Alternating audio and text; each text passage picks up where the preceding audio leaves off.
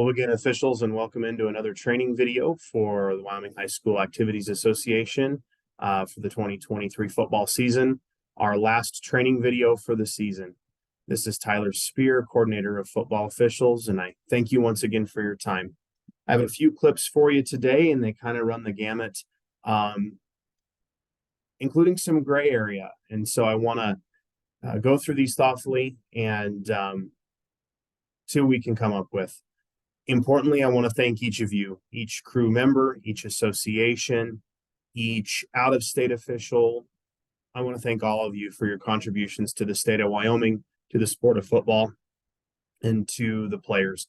We could not do this without you, and certainly it wouldn't be near as fun if we weren't there. So no matter how far you go in the postseason, just know that from me, I'm truly grateful for your service, for your friendship, for your partnership.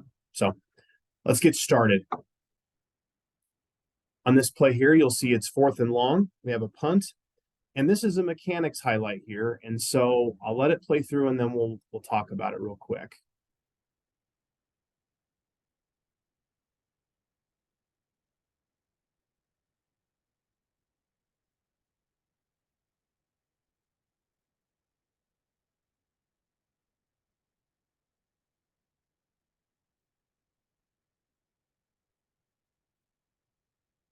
You're going to think, well, Tyler, looks like just a normal punt that went out of bounds. And you're correct. The reason we're highlighting this film is I want you to watch the back judge, who is going to come up at the top of your screen here. He's going to be coming in off of this sideline. And so I want you to keep an eye on that. And we're just going to talk about the mechanics here. So as this play goes, we have a punt. And my eagle eye shows me the ball is right here. It's in the middle of that circle. And this punt's going to go out of bounds on the fly. And so obviously we need to just remember this mechanic. If we have a punt that goes out of bounds on the fly, it is incumbent upon the back judge or the head linesman to that side, but typically the back judge. And it's incumbent upon the line judge on his own sideline. Granted, he could be a little further downfield, but that's okay. It's incumbent on these officials to get to a spot beyond where you think the ball went out of bounds. And as we watch this back judge, he sets up and stops the clock. Ding, ding, ding. Always good to have officials stopping the clock. And he's looking for his white hat, and he puts up his arm. Okay. This is exactly what you need to be doing on this. Okay. And the white hat and the back judge work together to come up and nail the out of bounds spot, or as close as we can get to this. White hats, that means you need to get around to where the ball was kicked so that you can have an angle and an opinion on where that ball went out of bounds. So we can't be standing still in that moment. Back judges, just like this guy, this is exactly what you want to do.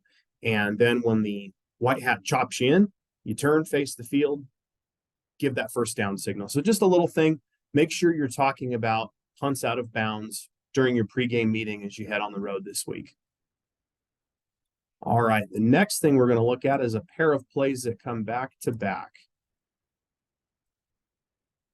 And so on this first play, we'll let it go through and then we'll repeat it as always.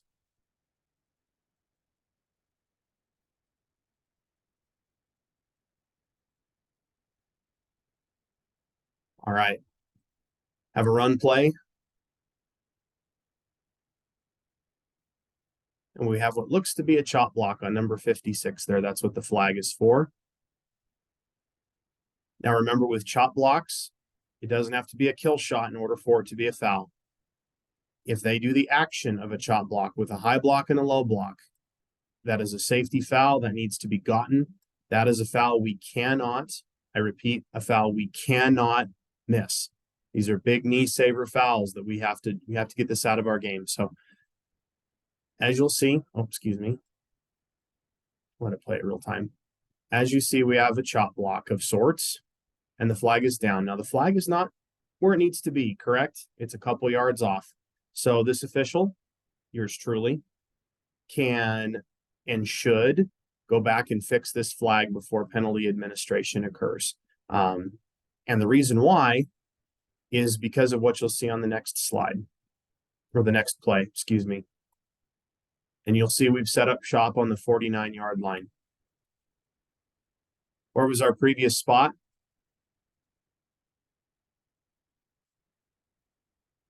We were down on the 37-yard line. Obviously, we have a foul on the line of scrimmage, and we have a run that goes beyond the line of scrimmage. So with our new rule this year, that foul is enforced from the previous spot. Previous spot being here. So if we count on this screen, there's 5, there's 10, and there's 15. So we should be on the 48. But if we look to that next slide, that next play, you'll see that we are on the 49. So this gets into penalty administration because we should have gotten this correct. So when you're marching penalties, remember umpires, you're going to get to where the spot of enforcement should be, which I didn't, and you're going to check off with the head linesman. And in this case, you're going to give a 3-fingered signal, a number 3 signal, because you're crossing 3 lines for a 15-yard penalty. And the two of you are going to march together. The line judge is going to hold that original spot and then march second. The line judge can also be the crew saver here and go, wait a second, you only marched 14 yards. Whether we started at the wrong yard line or whether we've only marched 14 yards, either way, the team in black here got themselves a little discount off of the normal price of a chop block. So as you're enforcing penalties this week, let's just make sure we get those right. Make sure someone on the crew is that crew saver. That's a hugely important thing. Make sure we have a crew saver. Don't be afraid to be that crew saver. And most importantly, let's get it right. Okay. Next play.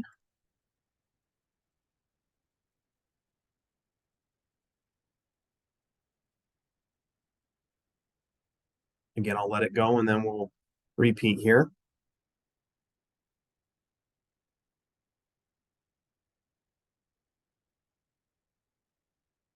All righty here. Could not finish this little series of plays without refreshing a point of emphasis. So as we watch this play, it's a run play, and I want you to watch number 61 in white, okay? So he is this guy right here, I believe. Okay, so I want you to watch what 61 does here as this play develops. Oop. Did you see it? I'll get going and then I'll slow it down again. Again, watch 61. He's our left, or our, looks like he actually is our center. Excuse me. Let's just back up and find him. He might be our guard over here, our right guard, actually. All this to say, let's just watch his action here. So he's just doing a typical bull rush. But then as we watch here, his action on the running back, okay? I'm going to play it in slow motion. Oop, that is not slow motion. So we go frame by frame. He sees the play develop right there. If we look at what he's doing, he has got his arms around the shoulder pads of the running back, and he is pulling that running back forward. You know, the bush push or the pile push is hard to get. But when we have someone that literally grabs the runner and pulls like this, even though it's a quick shuck, that is a foul for helping the runner that we need to get. Really hard to see in a pile. So I can see, you know, maybe why it's a head scratcher. But if we can see that, maybe the back judge, the umpire might be too close. I don't think either wing's going to have an opinion on this. Maybe the back judge can see that. But just remember, colleagues, as we go into this round of the playoffs, if it's the bush push, the pile push, we can pass on that. If it's the old two-hand shove into the back of QB1, got to have yellow on that. We had a crew in the very first video that got that correct. And in this situation where we have the pull, the grab and pull, got to make sure we get yellow on that. It's a safety thing, and it's a point of emphasis. So let's make sure that we get that as best we can. Again, kind of hard to see, and it's a shuck, but still, I think perhaps it helped this runner. So something we need to get. All right. The last thing I have for you this week is a play that was sent in by another crew. And I would call this a nominee for a certain award in our association. We call this a kerfuffle. So I'm going to let it play through and then we'll talk about it. And the question before the house was, how do we cover a play like this? Because it just turns into chaos.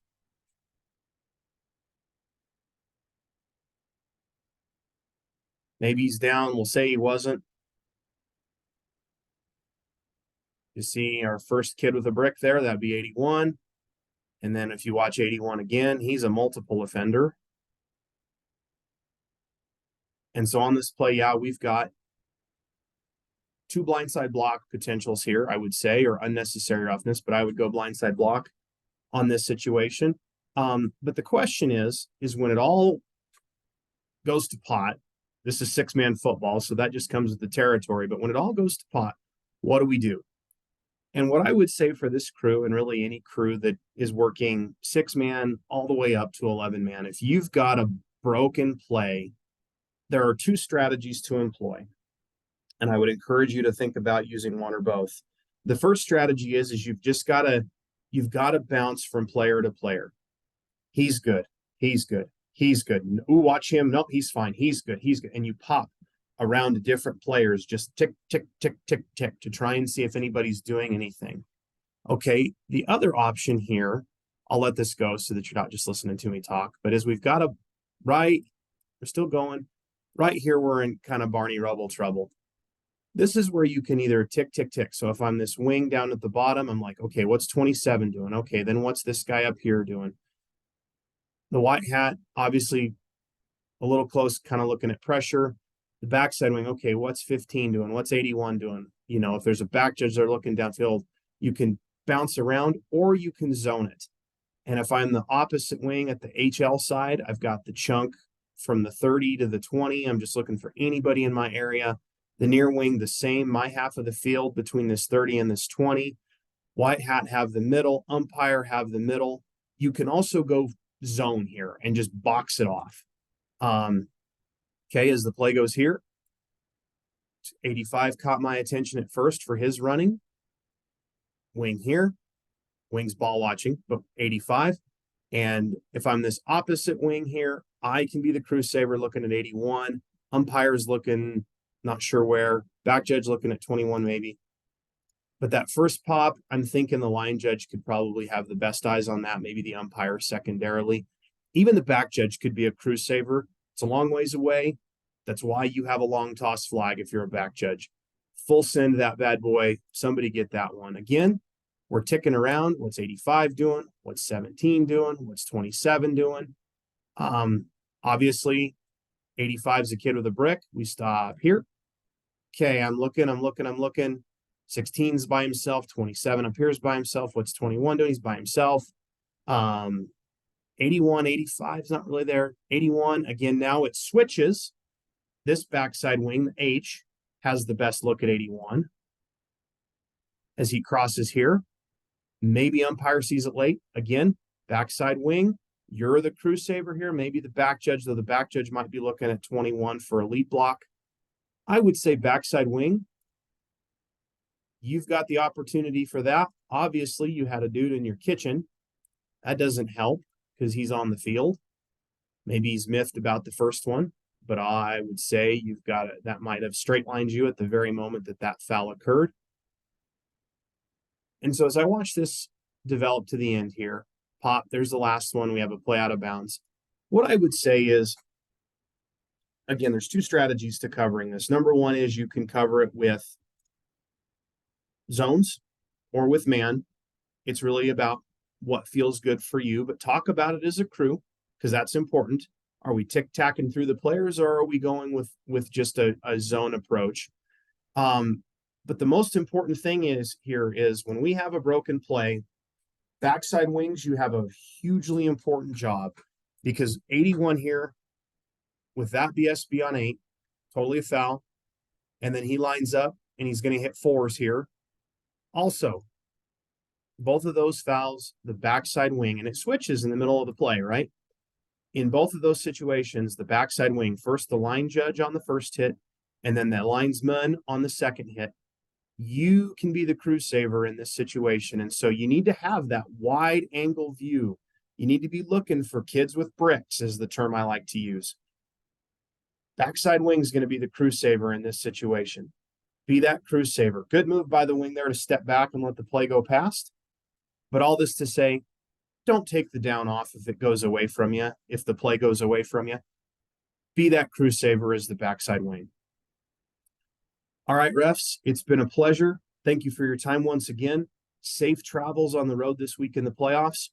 If you have anything this week, send me plays. I might just cook up another one of these for next week, but this will be part of my last formal email. Once again, thank you for your time and service to the players and teams of Wyoming, and we're truly grateful. We'll see you down the road. Hopefully, I'll see you either at state or at the scheduling meeting. Once again, this is Tyler Spear, coordinator of football officials for the state of Wyoming, signing off.